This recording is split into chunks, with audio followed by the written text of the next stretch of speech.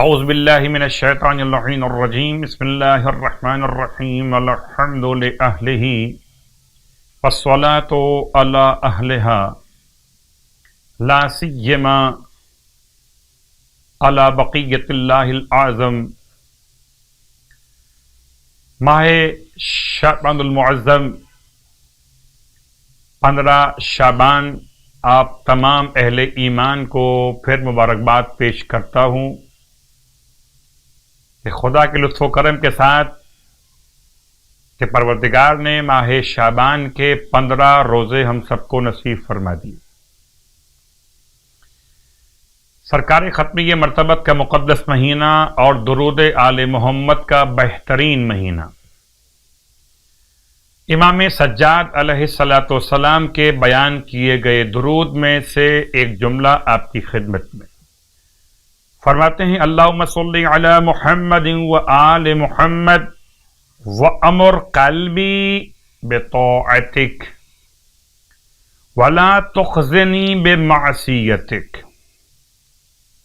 اے خدا، میرے دل کو اپنی اطاعت کے ذریعے سے آباد فرما دے اور مجھے اپنی معصیت کے ذریعے شرمندہ نہ فرما، ولا تخزنی، مجھے خسارے میں مت ڈالنا، مجھے نقصان میں مت ڈالنا کہ میں تیری معصیت کر بیٹھوں۔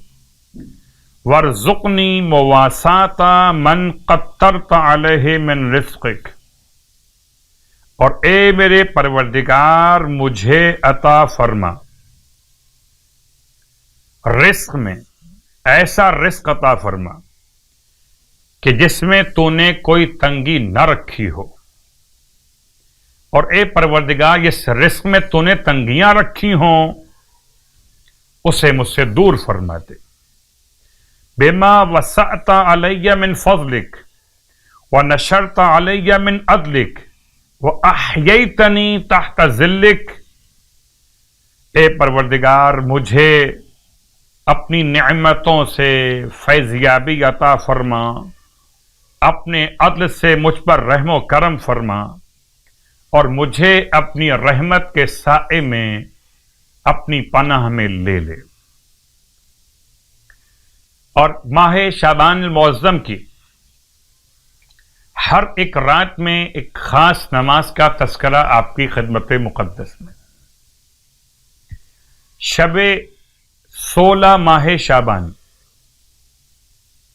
سرکار ختم یہ مرتبہ صلی اللہ علیہ وآلہ وسلم ارشاد فرماتے ہیں کہ اگر کوئی 16ویں شب ماہ شعبان کی 15 کا دن مکمل 16ویں شب 2 رکعت نماز پڑھے، ہر رکعت میں الحمد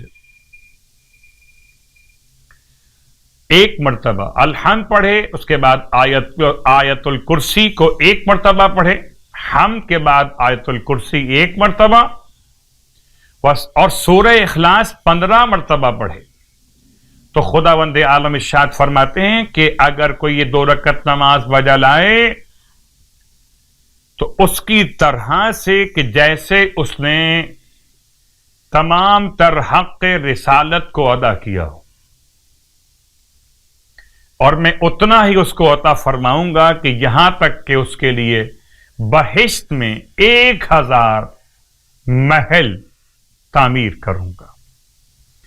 شعبان کے 16 روزے مکمل کرنے پہ ثواب کا اعلان اللہ کے حبیب فرماتے ہیں، خداوند عالم آگ کے 70 دریا اس روزے دار پر بجھا دے گا جو ماہ شعبان کے 16 روزے مکمل کر۔